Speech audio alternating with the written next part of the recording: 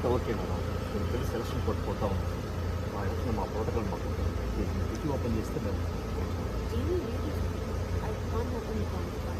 Madam please కొంచెం అర్థం చేసుకోండి.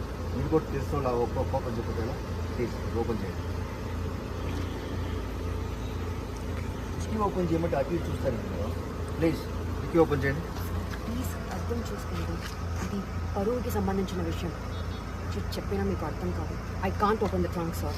మేడం ప్లీజ్ డిక్కీ ఓపెన్ చేస్తే మా పని మేము చేసుకుంటాం. Why are you recording? Why are you recording?